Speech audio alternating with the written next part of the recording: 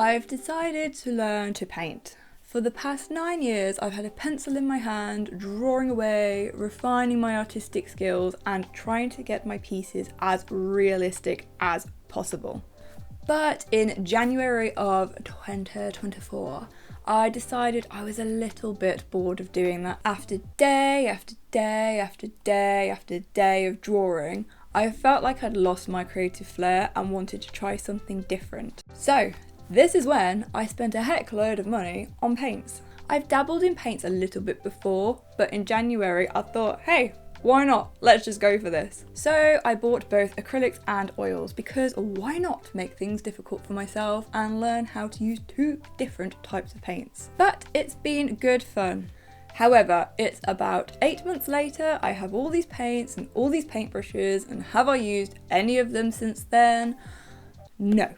But I'll tell you why. It's because I've been very, very busy with exhibitions. So from April to October-ish, every year is exhibition season, as I call it. So that means from January to March, I have my head down and drawing as much as I possibly can to put in all these different exhibitions throughout the year.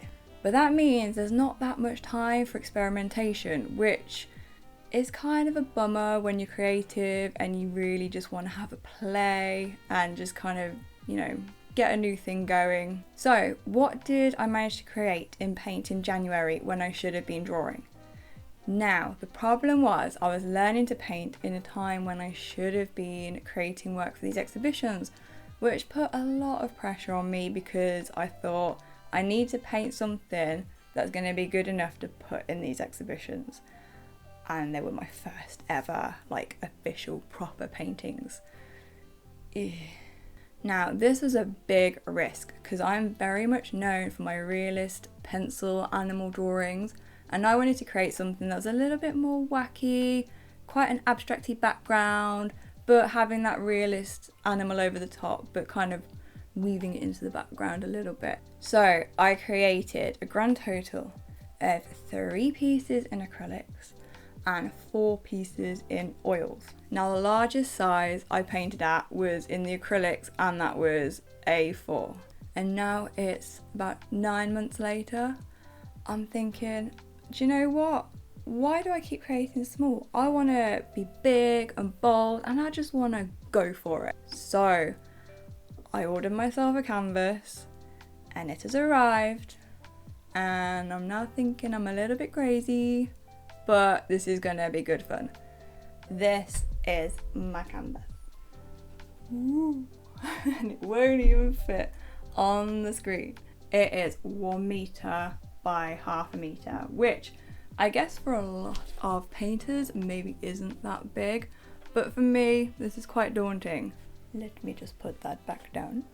But the best thing about painting and canvases, which you cannot get with paper and pencils, is the fact that if it goes wrong, I can just paint over it and use that canvas all over again. Now, my plan here is to paint a leopard. I went to Whipsnade Zoo in the UK about 5 months ago, and I took what I deem to be one of the best photos I've taken, probably, of an animal. I was quite happy with it. And it was this gorgeous Ama leopard just lying there, looking right at me, just paws over the edge of the plinth it was on. And I was like, that's going to make an epic painting. So that is the plan to do. So I'm going to start with my abstracty background, and then I'm going to put the outline of the leopard over the top and then paint him quite realistic but over this abstract background. So there is a small caveat here. Of the 7 paintings I've done so far, which have been to about 3 or 4 exhibitions with me, none of them have sold. But that's okay. I'm not going to let it put me off. I'm going to keep going because I'm currently developing a painting style. I'm very much learning my technique, and I totally get that a lot of people who like my work might not like this new style I'm going for. But I think it's really important for creative people to kind of keep going, experiment, and just not really worry too much about what other people think, because as soon as you start to do that, your creativity goes downhill fast. So anyway, I'm going to get this canvas onto my painting wall, and I am gonna get to work.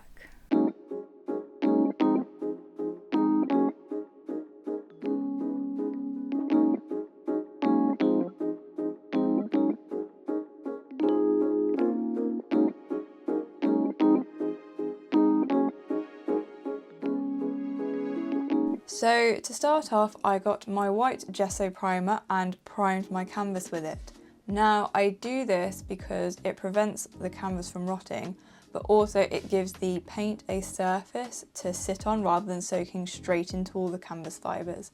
This is something that I have recently learned because, again, I don't really know much about painting, so this is all still very new and very experimental for me.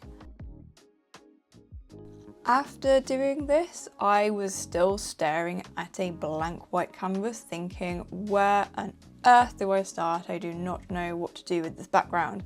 So I thought, right, I'm just going to whack on a colour, and the first colour that came to mind was a pale pink. So I thought, okay, fine, I will just cover this canvas in a pale pink and see how I feel afterwards.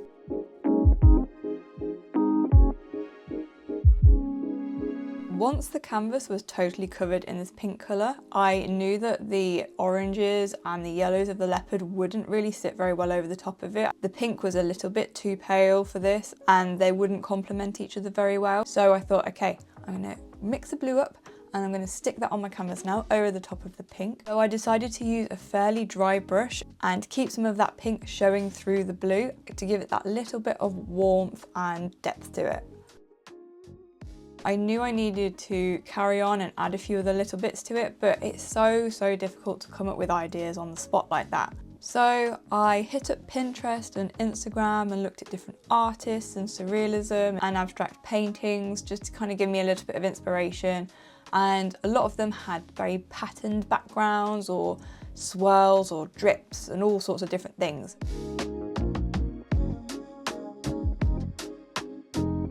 So mixing up a nice dark colour to contrast those pale blues, I heavily diluted it with water and put it on my canvas to get some lovely drips running down it.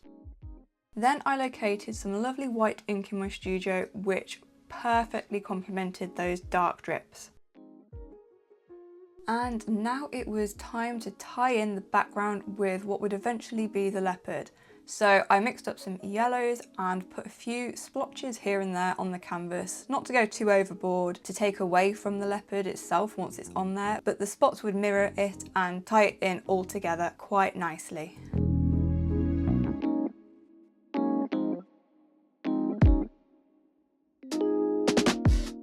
Okay, so that is the background complete. Now I'm going to be projecting the leopard image that I have in mind onto this, outlining it, and then I can begin painting it. Now, I'm not gonna lie, I am a little bit nervous about this because I haven't properly painted since, I don't know, March, April time, and this is the first time that I have actually painted since then.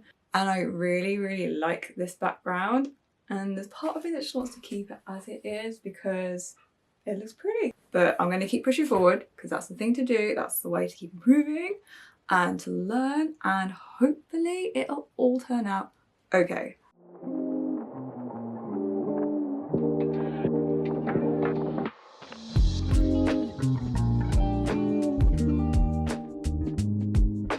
And then it was time to add some colour to the leopard. I have seen a lot of artists online painting and they always put down a base tone first, which is very different to how I draw, which is section by section rather than covering the whole thing in one colour to begin with. I have to admit, at this point, it was starting to look pretty cool, even though it was just flat colours on this blue background. The way it was already standing out from the blue, I was so excited to carry on with this.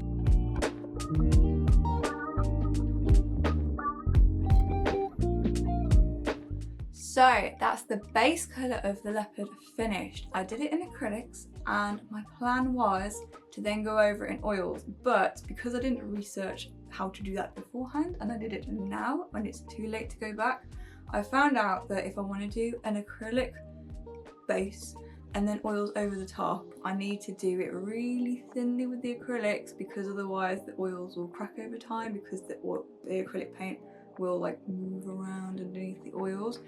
So unfortunately I've had to change my plans, and I'm going to have to do this whole piece in just acrylics, no oils involved, which to be honest is a little bit of a bummer, but lesson learned. I need to do my research and planning before I actually start a piece in future. But anyway, I'm going to crack on with the rest of the leopard in acrylics, which to be fair is probably going to be easier for me. I was a little bit worried about ruining it. So having an entire leopard to now fill in with tons of detail, it feels a little bit overwhelming. So what I'm going to do is exactly what I do when I'm drawing in pencil, and that is section it up and just look at each little bit, probably just complete that bit or mostly complete it before putting the final layers of paint over the top to finish it off. And that way it will be a lot easier for me to deal with, to handle, and will be much less overwhelming. So when I do this, I tend to look at the piece and just see which bit is calling out to me the most, and for some reason this time it is the paw. Usually I start with the ear, but no, this time I like the look of that draping paw over the side, and I think I'm just going to go straight in with that and get my flow going, and then hopefully it'll all start to come together. Once I started this paw, I began to realise just how long this piece was going to take me. Little did I realise it would take me 5 months on and off of working on it before it was actually completed. One thing I've heard, in quotes, master painters say is that it really helps painting to have a good drawing technique. And now I've got to painting, I totally get what they mean. I don't want to say I'd be completely lost if I hadn't done any drawing with the painting, because I know a lot of painters that can paint and not draw, and their work is absolutely incredible. But definitely having that skill of drawing has really helped me with this piece.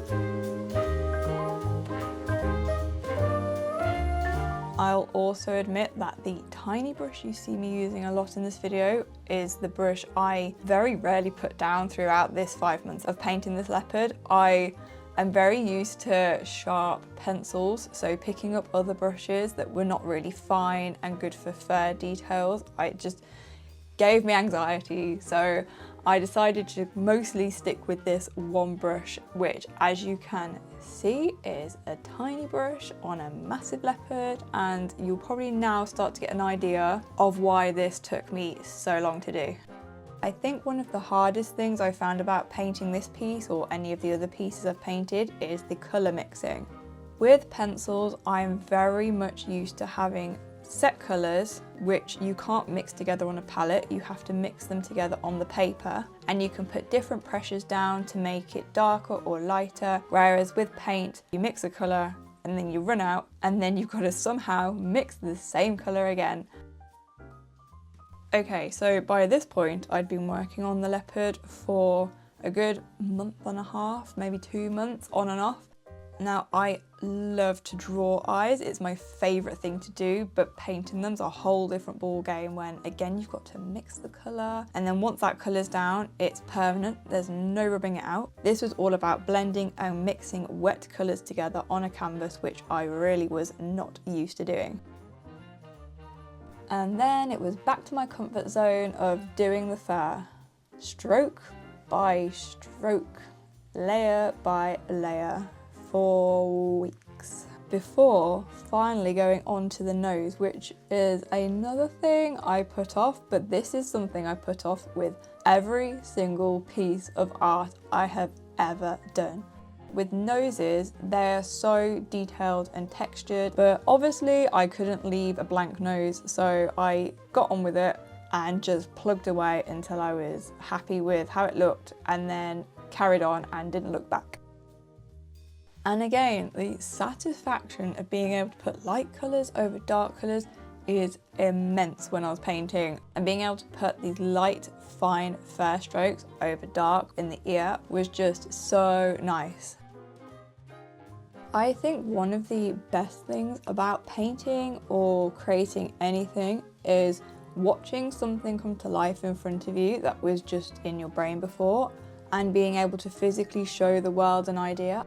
I think it's one of the best things about being an artist, whether you're an amateur or professional, just creating anything and getting it out your head is one of the most satisfying things ever. Even if it's just a scribble, it doesn't necessarily have to be this amazing work of art, but having it physically there in front of you after living with it floating around in your mind feels amazing.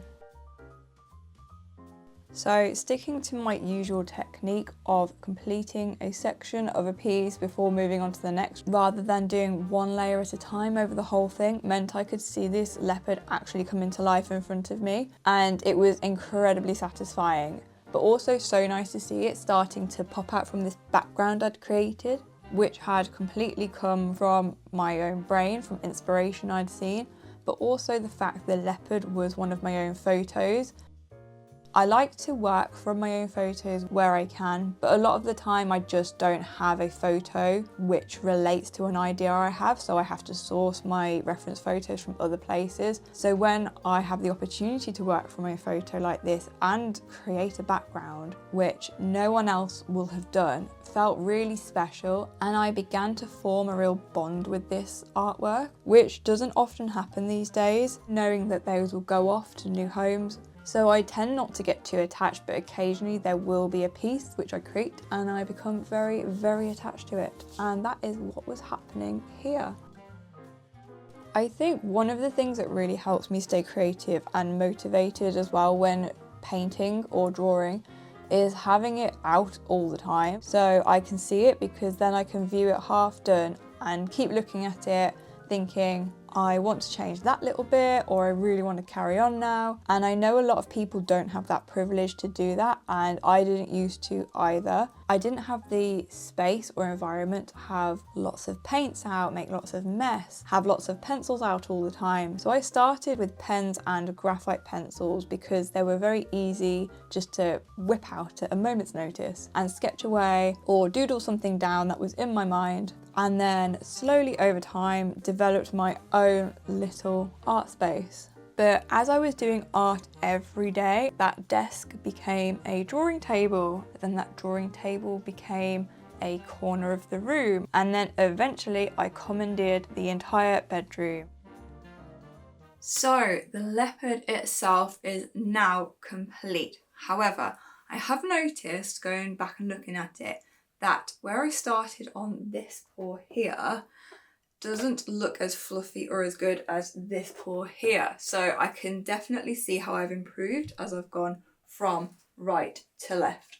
So I'm going to go back now and have a little bit of a play with the paw, make it a little bit better with what I've learned as I've gone along the leopard. I didn't want to adjust this paw too much because I was still really happy with it, but it didn't look quite as fluffy as the rest of the leopard, so I just added a few bits of fur here and there just to kind of zazz and floof it up a little bit.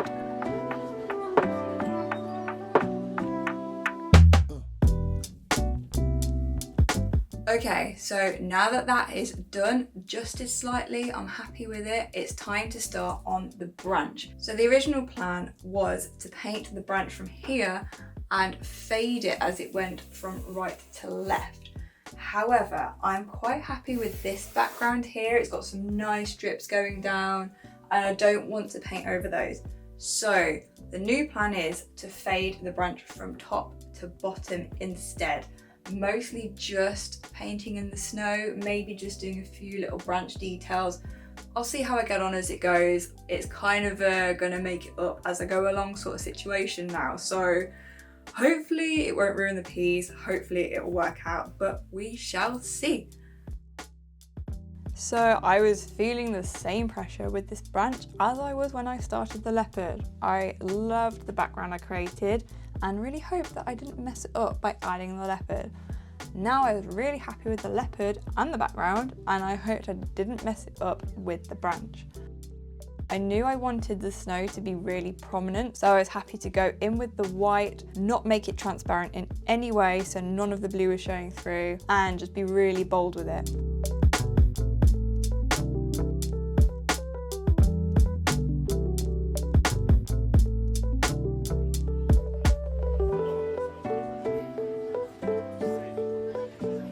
When it came to the branch itself, I wanted this to be a little bit more opaque. So rather than using painting strokes, I made sure my brush was fairly dry and just dappled the brown colour over the top of the blue. It wasn't perfect in the way I had imagined it, but I kind of liked that about it. It added a different dynamic to it. And then using a flat dark brown colour, I added in all of the details on the branch. But this all looked really flat now, and I wanted it to look a little bit more 3D. And to do that, I needed to add in some highlights. Now, the best highlight I could think of was the snow. So rather than have a neat pile of snow sat on top of the branch, I thought it would be a good idea to have dappled bits of snow all over this branch as if it was slightly frosty. So using the same dry brush dappling technique, I got the white and dappled away on each of the branch sections. I was genuinely making this branch up as I went along. I had a rough reference photo of a branch, but it wasn't really what I was after. So I used that for the general shape of the branch, but the rest of it was made up. And sometimes it just takes a bit of trust in yourself to be able to progress with what you want to do. And again, this happened with the shadows on the snow. I had to make these up completely and figure out what looked natural, where there might be a slight bump in the branch underneath the snow that you can actually see but would be highlighted with these shadows. And also, if I added too many shadows, it would be overwhelming and look a little bit too fake. So it was a very delicate balance. But it all worked out, and here is the final result.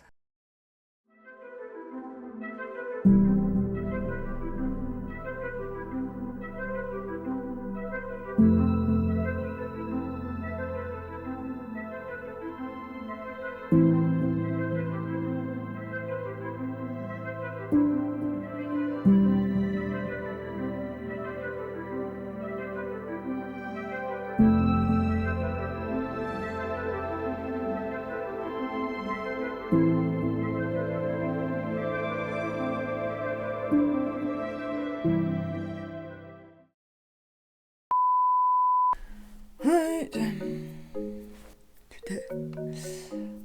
I've decided to learn to paint.